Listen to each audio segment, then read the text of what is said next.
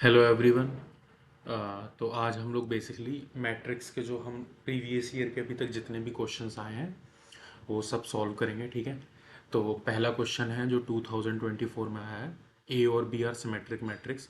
अगर ऑलरेडी आप लोगों ने अगर मेरी थ्योरी वाली वीडियो देखी होगी तो आपको पता होगा मैंने स्पेसिफिक लिखवाया था कि अगर ए और बी मेरे सिमेट्रिक मैट्रिक्स हैं तो ए बी माइनस बी ए मेरा क्या होगा, ठीक है। लेकिन फिर भी हम लोग एक बार सॉल्व कर लेते हैं। तो मुझे क्या गिवन है, ए और बी मेरे कैसे हैं सिमेट्रिक मैट्रिक्स, तो मैं बोल सकता हूँ कि ए ट्रांसपोज क्या होगा मेरे ई के बराबर और बी ट्रांसपोज क्या होगा मेरे बी के बराबर, ठीक है। तो ए और बी उसने क्या पूछा है, क्या सिमेट्रिक है, क्या जीरो है या इसकी सिमेट्रिक है। तो मैं क्या करता हूँ, ए बी माइनस बी ए को एक बार ट्रांसपोज करके देखता हूँ। तो यहाँ पे ट्रांसपोज की प्रॉपर्टी लगेगी तो क्या हो जाएगा, A B transpose minus B A transpose, ठीक है। जब मैंने बोला था कि मान लो कि सपोज अगर मेरे पास P और Q दो मैट्रिक्स हैं और अगर मुझे उनका ट्रांसपोज लेना है तो मैं क्या लूंगा, P transpose plus Q transpose, same मैंने वही किया। लेकिन यहाँ पे क्या हो रहा है, ए बी का ट्रांसपोज, तो यहाँ पे रिवर्सल लॉ लगेगा। तो क्या लिखूंगा मैं, B transpose A transpose minus A transpose और बी ट्रांसपोज, सॉरी मल्टीप्लाई। और मैं जैसे ही यहाँ पे बी ट्रांसपोज की वैल्यू डालूंगा बी, ए ट्रांसपोज की वैल्यू डालूंगा ए, यहाँ पे ए और यहाँ पे बी। और जैसे ही मैं माइनस कॉमन लूंगा तो मुझे यहाँ पे मिल जाएगा A B minus B A, ठीक है। तो A B minus B A का ट्रांसपोज क्या आ रहा है, minus times of A B minus B A. तो क्लियरली ये मुझे दिखाई दे रहा है क्या होगा, स्क्यू सिमेट्रिक, ठीक है। और जिसको मेरी थ्योरी वाली वीडियो याद होगी तो वो डायरेक्टली इसको टिक कर सकता है विद इन अ 10 सेकंड के अंदर कि स्क्यू सिमेट्रिक मैट्रिक्स होंगे, ठीक है। अच्छा देखो, यहाँ पे बहुत ही बेसिक सी चीज को फॉलो किया गया है। उन्होंने क्या बोला, ए और बी को अगर मैं मल्टीप्लाई करूंगा तो बताओ कि एक्स और वाई की वैल्यू क्या होगी। मैंने बोला था जब भी दो मैट्रिक्स को हम लोग मल्टीप्लाई करते हैं तो सबसे पहले ये देखते हैं कि क्या वो दोनों मल्टीप्लाई करने के लिए कंफर्मेबल है कि नहीं। उसका रूल क्या होता था कि पहली मैट्रिक्स का जो मेरा कॉलम है और दूसरी मैट्रिक्स का जो मेरा रो है वो पहले तो सबसे पहले आपस में बराबर होने चाहिए, ठीक है। और जो मेरा सी मैट्रिक्स निकल के आएगा उसकी वैल्यू क्या होनी चाहिए, 3 क्रॉस वाई, जो कि मुझे बोला गया है कि 3 क्रॉस 1। तो यहां से मैं बोल सकता हूँ कि y की वैल्यू क्या होगी, 1। तो x की वैल्यू 2 और y की वैल्यू 1। देखते हैं कौन सा ऑप्शन आ रहा है, ये, ठीक है। सारे क्वेश्चंस अगर ध्यान से देखोगे तो मुश्किल से मुश्किल 30 सेकंड के क्वेश्चंस हैं। तो मैट्रिक्स बहुत इजी टॉपिक है। यहाँ से हम लोग बहुत अच्छा स्कोर कर सकते हैं और यहाँ से हम लोग जो टाइम सेव करेंगे वो हम लोग बाकी के जो फिजिक्स हो गया, केमिस्ट्री हो गया या मैथ्स के जो डिफिकल्ट चैप्टर्स हैं उनमें हम लोग अपना टाइम कंट्रीब्यूट कर सकते हैं, ठीक है। फिर देखो हमें क्या बोला गया, A B C are three non singular matrix, ठीक है। तो ये थोड़ा सा बस लेंदी होगा। सिंगुलर मैट्रिक्स है तो मुझे पता है कि मॉड ए क्या होगा, जीरो, मतलब कि डिटर्मिनेंट ऑफ ए क्या होगा, जीरो, डिटर्मिनेंट ऑफ बी क्या होगा, जीरो, डिटर्मिनेंट सी क्या होगा, जीरो, ठीक है। थोड़ा सा बस लेंदी है बट बहुत जल्दी वैल्यूज निकल आएंगी। तो मॉड ए को मैं कैसे निकालूंगा, 2a माइनस 4 3 z 12।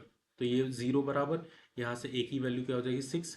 सिमिलरली इसी वे से मैं अगर यहाँ पे करूंगा तो ये क्या हो जाएगा, 3b × 2, तो ये हो जाएगा 6b minus 5a is equals to zero. A की वैल्यू मैं ऑलरेडी निकाल चुका हूँ 6। तो 6 5 6 30। और देखोगे तो 6b किसके बराबर आ गया, 30 के। तो यहाँ से b की वैल्यू क्या आ गई मेरे पास, 5, ठीक है। चाहो तो उसकी वैल्यू को यहाँ पे पुट कर लो, वरना अभी हम लोग पुट कर लेंगे।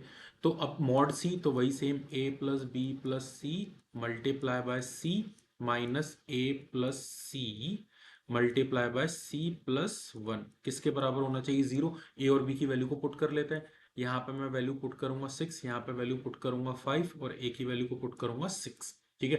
तो ये हो जाएगा मेरे पास 11 प्लस सी इंटू सी माइनस, ठीक है, यहां थोड़ा सा सॉल्व कर लेते हैं। तो ये हो जाएगा 6c plus 6 plus c² plus c is equals to 0। और इसको मल्टीप्लाई कर देता हूं तो ये हो जाएगा 11c प्लस c² माइनस के 6c, सॉरी, माइनस के 6 माइनस के c² माइनस के c इज इक्वल्स टू 0। सी से c² कैंसिल। तो ये हुआ माइनस के 6 माइनस के c हो जाएगा माइनस के 7c, जो कि 11 में से जाएगा तो कितना बचेगा, 4c, ठीक है। और कांस्टेंट में क्या बचा मेरे पास, माइनस के 6 जो इधर साइड में आके क्या हो जाएगा 6, तो c की वैल्यू क्या हो जाएगी 3/2। हमसे क्या पूछा, a इंटू बी इंटू सी, मतलब 6 इंटू 5 इंटू 3/2।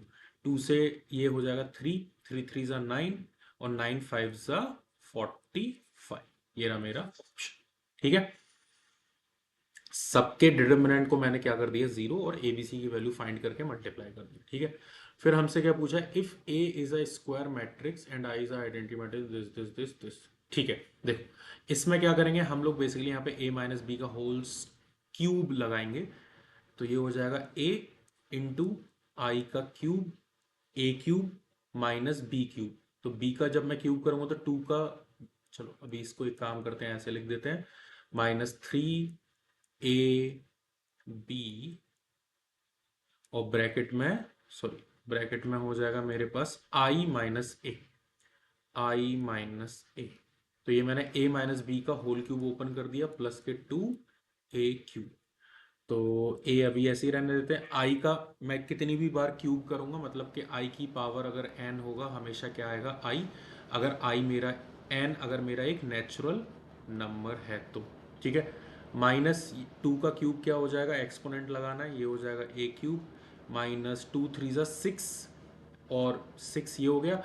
i का अगर मैं a के साथ मल्टीप्लाई करूंगा तो क्या आएगा a, और ब्रैकेट में क्या है i-2a प्लस ये हो जाएगा a, 2a क्यूब। ये रहा a, ये रहा i माइनस a की पावर क्यूब -6, इधर मल्टीप्लाई होगा तो 6a plus 2 12a square plus 2a cube. a का मल्टीप्लाई कर देते तो a का जब i से होगा तो a आएगा, -8a की power 4 -6a square plus 12a cube plus 2a cube. ठीक है, देखो a स्क्वायर मुझे ऑलरेडी क्या दे रखा है गिवन, तो मैं क्या a क्यूब को a इंटू ए स्क्वायर लिख सकता हूं, और a स्क्वायर की वैल्यू को मैं वापस से क्या पुट कर दूंगा a, और a इंटू ए क्या हो जाएगा a स्क्वायर, फिर से a स्क्वायर किसके बराबर हो गया a के। अच्छा अब आ जाते हैं ए की पावर 4, क्या मैं ए की पावर 4 को ए स्क्वायर का होल स्क्वायर लिख सकता हूँ, तो ए स्क्वायर की वैल्यू हो गई ए, उसका क्या हो गया होल स्क्वायर, और ए स्क्वायर का भी क्या हो जाएगा ए। कुल मिला के मुझे हर जगह ए पुट करना है, ये हो जाएगा ए, ये हो जाएगा ए, ये हो जाएगा ए, और ये भी हो जाएगा ए। ठीक है, तो पहले माइनस माइनस को सॉल्व कर लेता हूँ, तो ये हो जाएगा -14a और a 12, और ये हो जाएगा 15k a। तो 15a माइनस 14a क्या होता है, बेसिकली मेरा a। ये रहा मेरा ऑप्शन। क्लियर? ठीक है, इसी तरीके से अगला क्वेश्चन देख लेते हैं।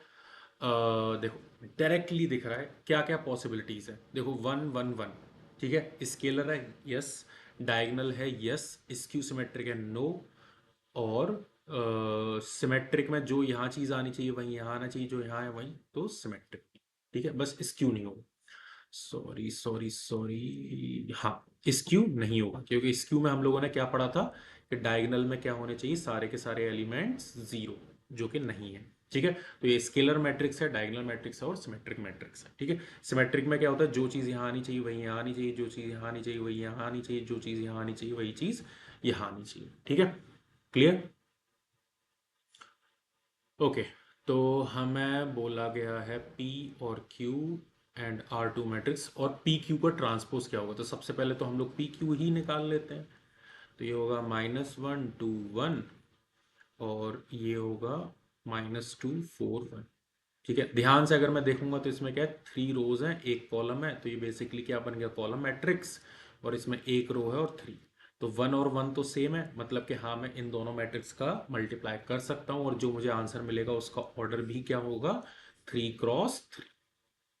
ठीक है, तो पहला रो पहला कॉलम -2, पहला रो दूसरा कॉलम 4, पहला रो तीसरा column -1, second row first column 4, second row second column -8, second row third column 2, third row first column 2, third row second column, तो ये हो जाएगा -4 और ये हो जाएगा 1। मुझे इसका क्या चाहिए, ट्रांसपोज, तो ट्रांसपोज कर लेते हैं। तो ये हो जाएगा -2 4 -1, मतलब ये वाला जो रो है वो क्या बन जाएगा, कॉलम। सिमिलरली जो सेकंड रो है वो क्या बन जाएगा, सेकंड कॉलम। और जो थर्ड रो है वो क्या बन जाएगा, थर्ड कॉलम। तो ये मेरा क्या हो जाएगा, फाइनल आंसर। क्योंकि ऑप्शंस थोड़े से बड़े थे, 3 × 3, इसलिए मैंने ऑप्शंस नहीं लिखे। तो ये हमारा क्या हो जाएगा, फाइनल आंसर। ठीक है। ओके, इस बार हमें क्या गिवन है, ए स्क्वायर जो है वो आइडेंटिटी मैट्रिक्स के बराबर है। तो फटाफट से एक काम करते हैं, ए स्क्वायर का मतलब होता है ए इंटू ए। तो सबसे पहले हम ए बी सी माइनस ए, इसको लिख लेते हैं ए बी सी माइनस ए। तो इनका सबसे पहले क्या कर लेते हैं, मल्टीप्लाई, और उसको आइडेंटिटी मैट्रिक्स से इक्वल कर लेंगे।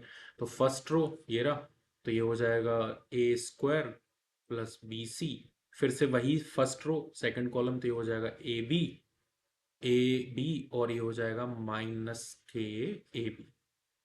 फिर ये वाला कॉलम ये, तो ये हो जाएगा ए सी, और ये हो जाएगा माइनस के ए सी, और ये हो जाएगा बी सी, और ये हो जाएगा माइनस माइनस प्लस के ए स्क्वायर। ये इसको थोड़ा सा सॉल्व कर लेते हैं, ए स्क्वायर प्लस बी सी, 0 0, और ए स्क्वायर प्लस बी सी।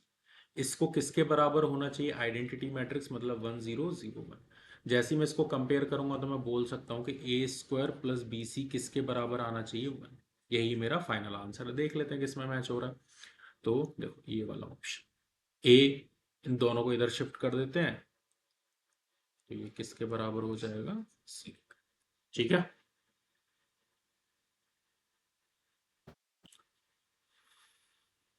अब अगला क्वेश्चन है हमारा। ओके, दो मैट्रिक्स मल्टीप्लाई हो रहे हैं जो कि 5 6 के इक्वल है। तो मुझे एक्स की वैल्यू चाहिए। ठीक है, मल्टीप्लाई कर लेते हैं, पहले चेक कर लेते हैं क्या ये पॉसिबल है कि, ऑल दो पॉसिबल होना चाहिए क्योंकि हमसे ऐसा बोला गया, बीच में इक्वल है। तो ये हो जाएगा 2 × 2, और ये हो जाएगा 2 × 1। यस, मैच हो रहा है 2 × 2। तो ये रो ये कॉलम, तो ये हो जाएगा एक्स, 2 3 × 6, ये हो जाएगा। तो ये हो जाएगा 4x, और 5 2 × 10। ये मेरे पास क्या क्या कॉलम मैट्रिक्स, जो कि बराबर है 5 और 6 के। जैसे ही मैं इसको कंपेयर करूंगा तो मैं बोल सकता हूँ 5 + 6 को होना चाहिए 5 के बराबर। तो यहाँ से x की वैल्यू क्या हो जाएगी, -1। और 4x + 10 को होना चाहिए 6 के बराबर। तो यहाँ से वैल्यू आ जाएगी 4x, ये इधर जाके माइनस होगा तो होगा -4। तो यहाँ से भी x की वैल्यू -1, जो कि एग्जैक्टली कॉमन वैल्यू आनी चाहिए। तो x की वैल्यू -1। ठीक है। ओके, तो पी क्यू दे रखा है, और इसको मुझे कंपेयर करना है। तो बोला गया है कि पी क्यू जो मैट्रिक्स है उनका मल्टीप्लिकेशन किसके बराबर है, इसके। तो सबसे पहले मैं क्या करता हूँ, यहाँ लिखता हूँ पी और क्यू। तो पी और क्यू का मैं करता हूँ सबसे पहले मल्टीप्लिकेशन।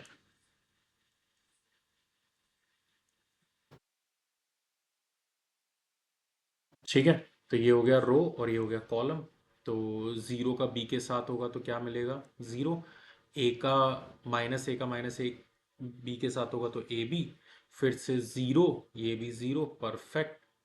ओके, 2, फिर सेकंड रो फर्स्ट कॉलम, तो ये हो जाएगा 2ab, और बी का ये होगा तो माइनस माइनस प्लस, इसका इसके साथ करूंगा तो हो जाएगा 2a² और 0। ये वैल्यू किसके बराबर होनी चाहिए मेरी, 2038। तो यहां से एक वैल्यू निकल के आ जाएगी, ए बी होना चाहिए 2 के बराबर, और 2a² होना चाहिए 8 के बराबर, और 2ab + b होना चाहिए 3 के बराबर। तो यहाँ से हम लोग ए बी की वैल्यू निकाल लेते हैं। यहाँ से जब मैं ए की वैल्यू निकालूंगा तो वो बेसिकली आएगी +-2। लेकिन मुझे एक कंडीशन दे रखी है क्या, कि ए और बी क्या होने चाहिए, >0। तो -2 को मुझे कैंसिल करना पड़ेगा। तो ए की वैल्यू फाइनल जो होगी वो क्या होगी मेरी 2। जैसे ही मैं यहाँ पे 2 रखूंगा तो बी की वैल्यू क्या हो जाएगी, 1। देखते हैं क्या ये दोनों वैल्यूज इसको सेटिस्फाई कर रही हैं। 2 × 2 × 1 प्लस, ठीक है, कुछ गड़बड़ कर दिया क्या, हाँ, गॉट इट, ये गड़बड़ हो गया मेरे से यहाँ पे माइनस। तो यहाँ पर भी क्या होगा, माइनस। तो यहाँ पे भी क्या हो जाएगा, माइनस, और बी की वैल्यू 1। 2 2 4, 4 में से 1 जाएगा तो 3 इज इक्वल्स टू 3, मतलब कि परफेक्टली मेरी ए और बी की वैल्यूज आ चुकी हैं। और मेरे से क्या बोला, ए प्लस बी, तो 2 + 1 3 और ए इंटू बी मतलब कि 2, 3 की पावर 2 क्या होता है 9, तो 9 मेरा क्या हो जाएगा फाइनल आंसर। परफेक्ट। ठीक है, इसी तरीके से क्वेश्चन नंबर 10 में हमसे क्या बोला गया है, ओके, सिंगुलर मैट्रिक्स ऑलरेडी मैंने कवर कराया था, जिसका डिटरमिनेंट क्या होता है 0, कर देते हैं। इसका इससे मल्टीप्लाई करूंगा तो क्या होगा -1, माइनस इसका इससे मल्टीप्लाई करूंगा 4x, ये किसके बराबर होना चाहिए 0 के, तो यहां से वैल्यू आ जाएगी -4x + 1, तो x की वैल्यू -1/4। परफेक्ट। देखो 10 10 सेकंड, मुश्किल से 15 15 सेकंड के क्वेश्चन, ठीक है, बस प्रैक्टिस अच्छी होनी चाहिए। ठीक, इसमें क्या बोला, ए और बी आपस में इक्वल है, तो एक्स और वाई, ठीक है, तो एक्स की वैल्यू तो डायरेक्टली, अगर इक्वल मैट्रिक्स है तो उनके करस्पॉन्डिंग आपस में इक्वल होने चाहिए, और ये इसके इक्वल होना चाहिए, तो वाई की वैल्यू क्या हो गई 3। देखो एक्स की वैल्यू 2, वाई की वैल्यू 3, पहला ही ऑप्शन मैच हो गया। ठीक है, A is a matrix is this and the order of this, what is the value of AB? Okay perfect. ठीक है, ए और बी का हम क्या करते हैं, सबसे पहले लिख लेते हैं ऑर्डर, तो ये रहा P क्रॉस है, मुझे पता है P और P सेम है, तो जो मल्टीप्लाई होने के बाद सपोज करो जो C मैट्रिक्स आएगा उसका ऑर्डर क्या होना चाहिए M क्रॉस N, तो मेरा फाइनल आंसर P क्या हो जाएगा M cross N। Perfect. Okay, the sum of the product of element of any row with the cofactor. Okay, ये चैप्टर अभी हम लोग जो नेक्स्ट मेरी वीडियो आएगी जिसमें हम लोग डिटरमिनेंट डिस्कस करेंगे, वहां पे भी मैं ये चीज समझाऊंगा कि अगर मेरे पास कोई भी मैट्रिक्स है जिसका मैं अगर किसी रो और उसके अलावा किसी दूसरे कोफैक्टर के साथ, ठीक है ना, with cofactor, okay, the sum of the product of element of any row, ठीक है, with the cofactor of corresponding elements is equals to the value of the determinant. ठीक है, वो हमेशा मुझे क्या देता है वैल्यू, तो अगर मेरे पास सेम रो है और उसी रो के अगर मेरे पास कोफैक्टर्स हैं, तो अगर मैं उनका मल्टीप्लाई करके प्रोडक्ट करके सम करता हूं तो मुझे हमेशा डिटरमिनेंट मिलता है। लेकिन अगर मेरे पास कोई भी एक रो है और किसी भी दूसरे रो के अगर मेरे पास को फैक्टर है और अगर मैं उनका प्रोडक्ट करके सम करता हूं तो वो हमेशा मुझे आंसर क्या देता है 0। ठीक है, तो ये हमारा सेकंड एक तरीके का क्वेश्चन बन गया जिसके आने के भी पूरे पूरे चांसेस हैं।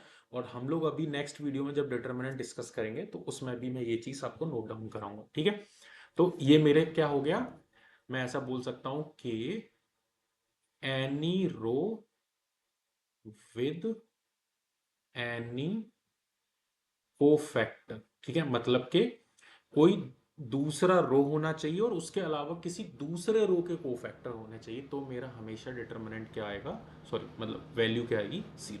ठीक है,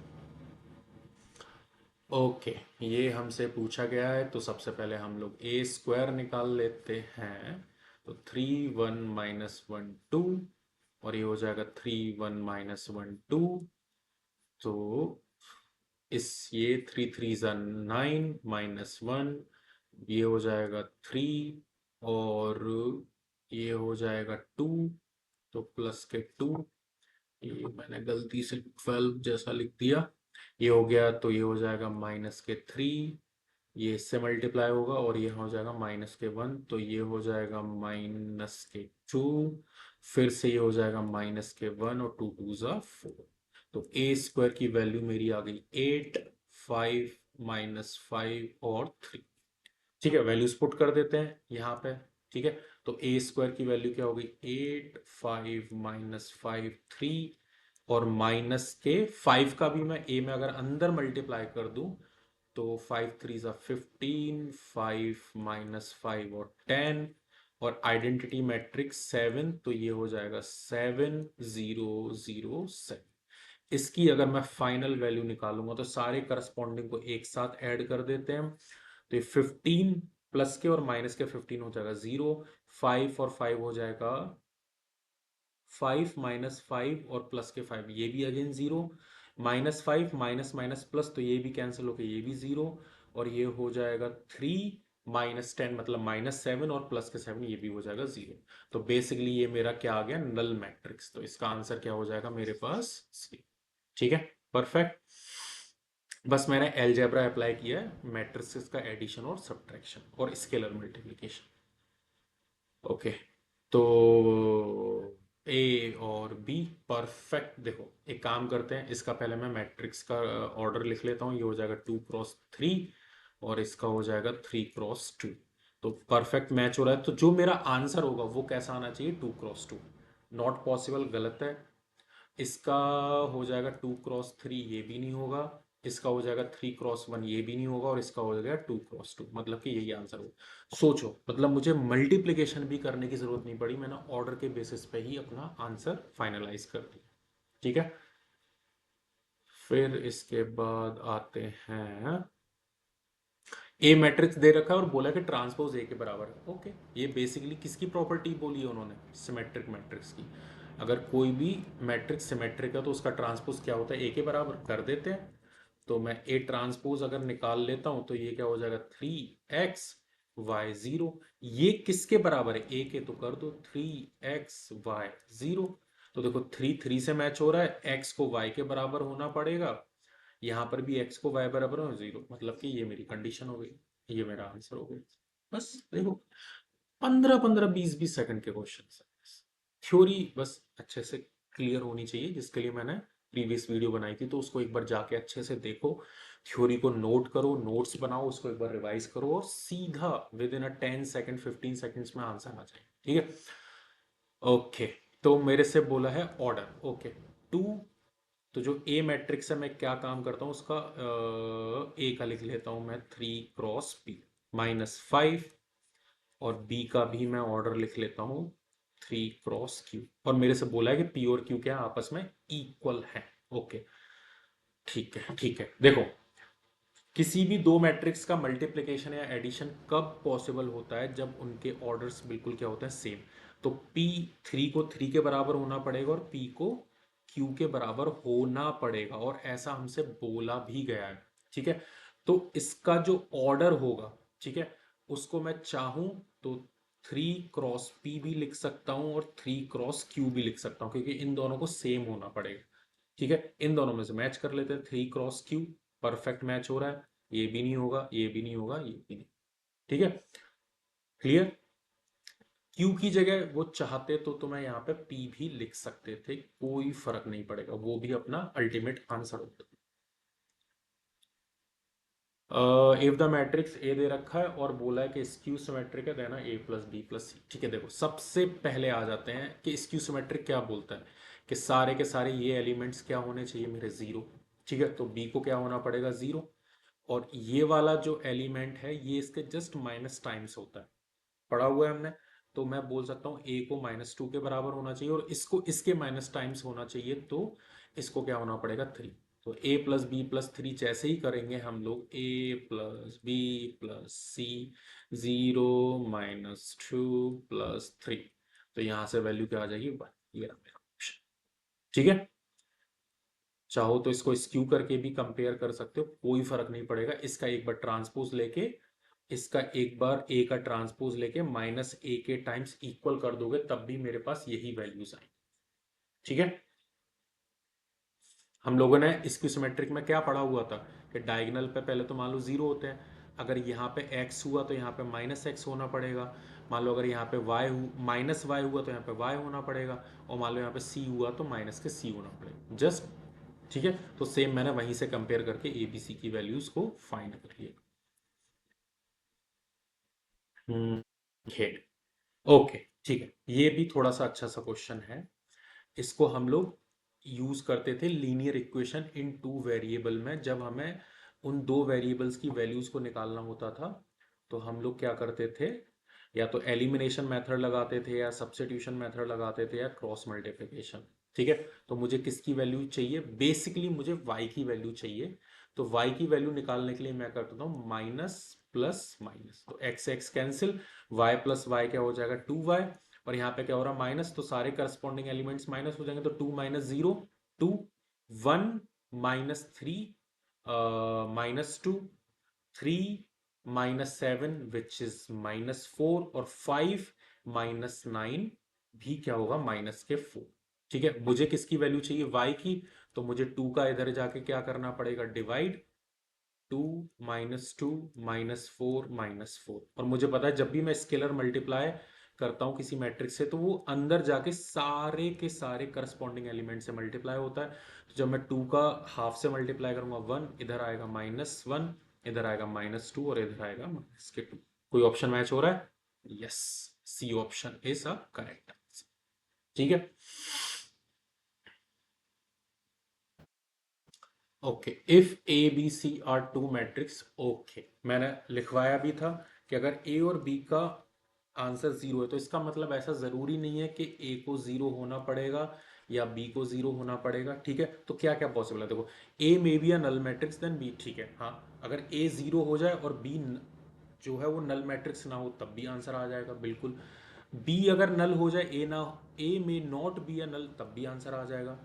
ए और बी दोनों अगर नल हो तब भी आंसर आ जाएगा। और ए और बी अगर दोनों नल जीरो है तब भी मेरा आंसर पॉसिबल है। ठीक है, हम लोगों ने लिखा हुआ। ठीक है, चलो मैं देखो खुद से कोशिश करता हूँ एक ए और बी को मैट्रिक्स बनाने का। ठीक है, तो लेट्स सी अगर बन जाता है तो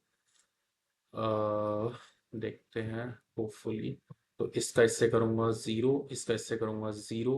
ठीक है, फिर इसका इससे करूंगा जीरो, इसका इससे करूंगा जीरो। इसका जब मैं इससे करूंगा तो ये जीरो नहीं बनेगा, और इसका इससे करूंगा तब भी नहीं बनेगा, ये जीरो बन जाएंगे। तो मैं क्या करूं, क्या करूं, क्या करूं, मैं कैसे ट्राई करता हूँ। ठीक है, होपफुली बन जाए कोई। अगर मैं 1 0 ले लूं और 1 0 0 1 ले लूं, तो इसका इससे करूंगा तो जीरो, इसका इससे करूंगा तो जीरो, इसका इससे करूंगा तो जीरो, नहीं नहीं नहीं नहीं नहीं नहीं।